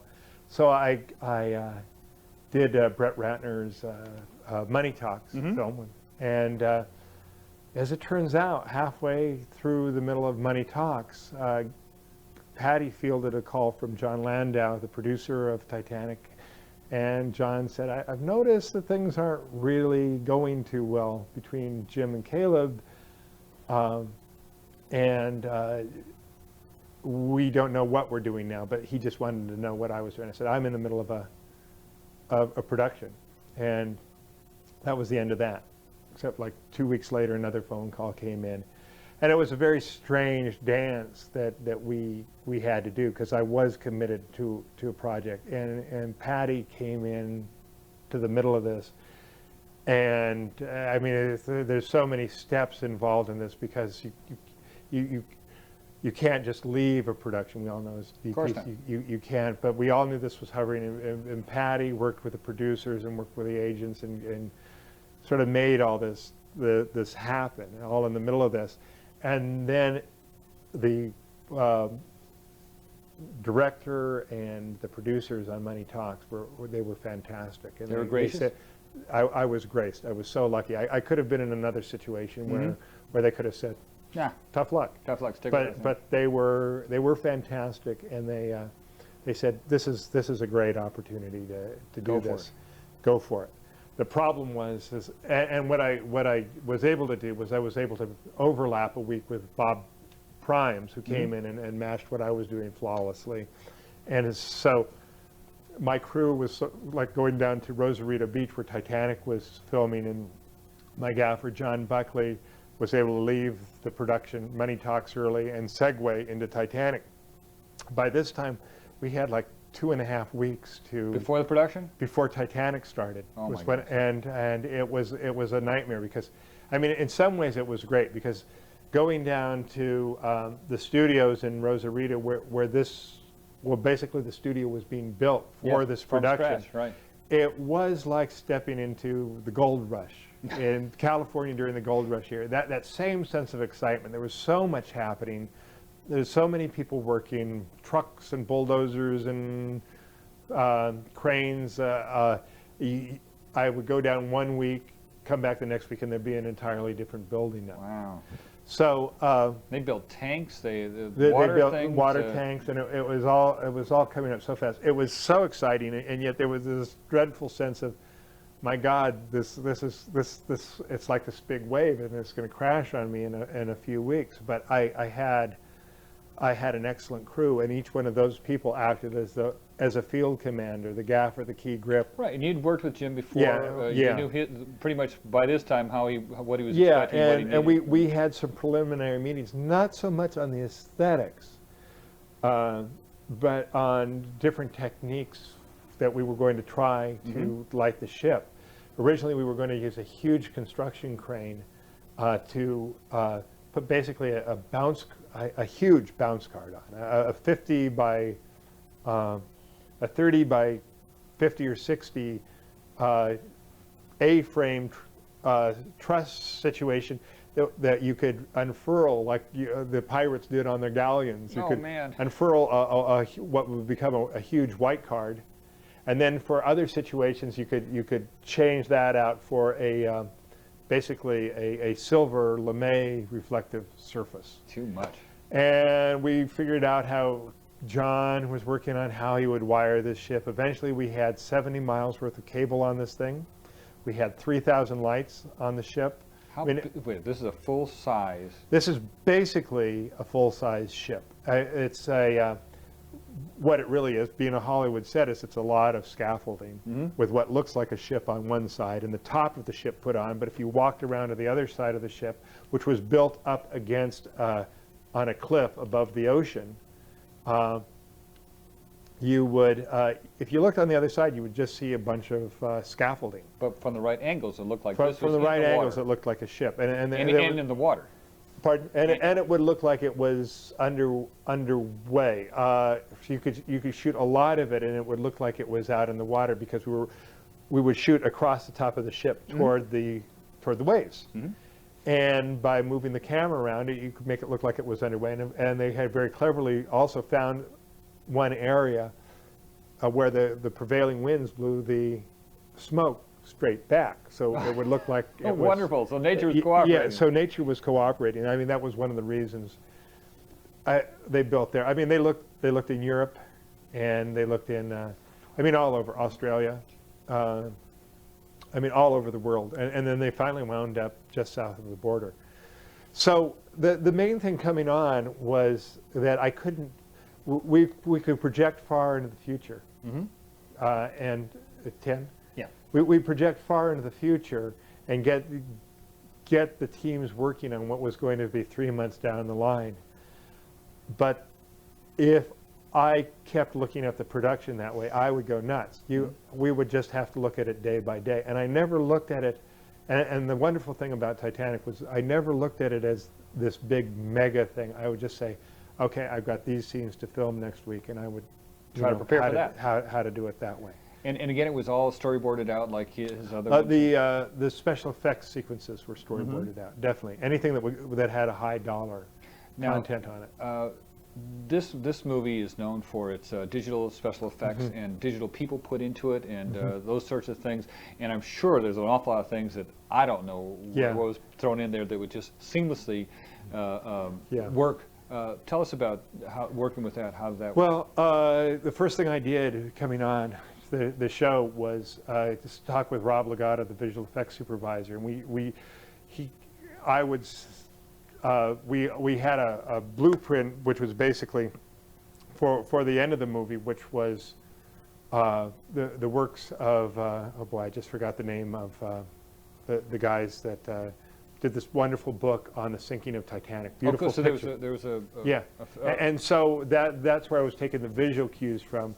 And for the beginning of the picture, you know, it was so weird because in some ways, Jim and I didn't talk about aesthetics. You know, I asked him, well, what are we talking about this film looking like? And he says, well, you know what these pictures look like. and I go, oh, right, okay. So I basically, because production time was so short, I looked at the works of John Singer Sargent, a lot of the American Impressionists. There were 3 films that I looked at: Howard's End, The Natural, and Heaven's Gate. And I saw things in there that I thought would be appropriate for the picture. And that was basically all I could do before we started rolling. I worked closely with Rob Legato and with the Peter Lamont, and basically came upon a sort of a visual approach to it. And of course, I talked with Jim, and we got feedback,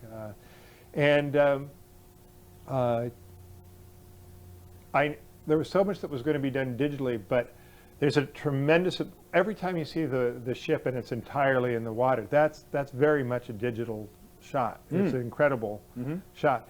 But there's so much of the shot, movie especially at the end, that I know that people say, what a great miniature, or what a great digital shot, and it's not. It's a ship sinking out in this tank with hundreds with hundreds and hundreds and hundreds of people running up and down the decks. Really? And so there are sequences that I assume that people are going to think that are digital, that are just, again, old-fashioned movie making, with maybe some of the ship added a bit of the hull or something added digitally because there was some scaffolding showing. So again, there's still a bit of old Hollywood. Well, again, a good story. Leads you into it by the present time, and I assume that those are models and underwater business with the remote. Oh yeah, that was some of that footage came from a deep dive that Jim did, but most of it was done in a dry for wet process, a digital domain. The ship was instead of being in water, it was in smoke. The ship was surrounded by smoke, and they were wire little gizmos running around it to look like the subs. Oh, really? So it was a dry situation. It looked like it was underwater. Looked like water. Yeah. And then digitally they matched the grain of the film that they shot to match the grain of the stuff that was shot underwater, and so they brought those two different filming techniques together. But it was models. It was models, very large models. Very large models, but models nonetheless. And they had a remote little submarine going around. Fine. And of course that matched the real ship or the set ship that you then came to, and you dissolved between the two of them and had to find the right frame where. There were several different versions of the ship. There was a pristine, beautiful, very large 40-foot model. There was the wreck of the ship in a 40-foot model. There was basically a computer version of the ship that was built because certain things were going to be done on computer. And then at some point, I believe that was somewhat abandoned, but that ship, which was built inside the computer, was later used as a way of tracking the live photography that we shot with any digital extensions of the ship that would be needed to be added later. It was a way to map the ship. And as your job as the director of photography, even though the pre-production was short, you carried it through to all these special effects and made sure that it all kind of matched up, or did you? No, I talked a lot during production with Rob Legato. We both had big concerns about what the ship would look like. We knew in theory what it would look like, but he was building models that he had to shoot before our real ship, our real set, full-scale ship was actually built. So he was already lighting models before I had anything to shoot. So we would talk about what the ship was supposed to look like. And until I got out there and actually lit the ship, I really had no idea what it was actually going to look like. And there were a couple of days of trial and error. And as I often say and sort of joke, is that the ship would look like whatever it looked like the night we were shooting, because you never knew what extra was going to knock over what light, that night, in the mad melee, So eventually we sort of brought our two worlds together. But Rob's very strong. I would go in occasionally, but Rob's very strong. Of course, Jim's extremely strong in what he wants. So on another production, I would probably go in much more than I went in on this one. Because those guys knew what they wanted. Well, certainly the success of it and the acclaim that it's had and has really done you well. Yeah, thank you for talking about all that. Let's take a little turn here. I understand that you're very gracious and you're trying to share the information, the knowledge that you have, and becoming sort of a mentor. I mean, I know we all got our hands up and want to be your student, but what do you mean by that? Well, I like to bring Patty, my wife. Patty is really a believer in this, and if she sees opportunities for me to either teach a class, like the main photo workshops, or there's a one-day seminar, or there's a symposium, she brings that to my attention, says, this is available. And she also sort of, besides managing certain things, also finds sort of candidates to work on productions with me. I've been taking a little more than a year off now to shoot commercials, just because I needed a break after all this time. Sure. And it's such a stress on family life.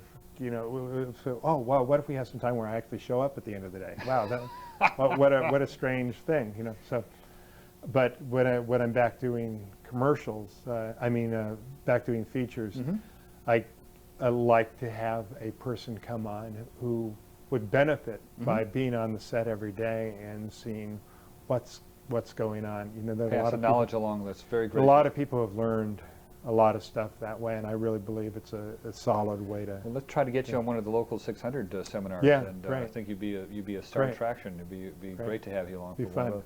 How do you think the local has? You've seen it change from the times when you were It's locked like, out. The camera local has changed totally since I was trying to get in, and I have so many people who of my sort of generation who had to either sue their way in, or they sort of totally stumbled into the union through the back door, because we're talking the 70s and early 80s. The union had such a different complexion than it does now. It was very much a lockout situation, and you just tried whatever you could. There's so many people who formed their own production companies just so they could get it, so they could sign in. It's changed totally. The emphasis is on education, like what we're doing now. The seminars, but also the looking at fostering new talent and making it a much more open situation. And at least the people that I know, Bruce, Dorian, and Tim, and George Dibby, and those guys they've got their ear out. It's like they're listening, and so that's a big change. It's such a huge change. Much better situation. Yeah. I've been signaled. We've got 2 minutes left. Okay. Any last thoughts you want to convey to your fellow camera people? I guess the only thing is, if you're starting, you never, again, that thing about you're going to run into the same people. Even if you're ticked off that things are taking too long, or the light that somebody put up and you thought was secure just just took a tumble. And it is only a movie. You are going to see these people again.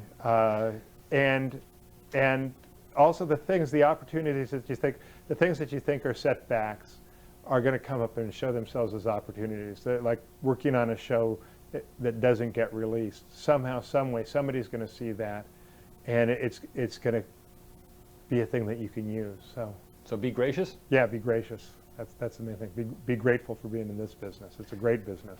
Well, Russell, thank you so much for spending some time with us and being part of the International thank you. Cinematographers Thanks, Guild. everybody. Yeah. It's been great. We'll see you on the next project, okay? Okay, great. Okay, we'll Look fade forward out to then it. and see you next time. Okay.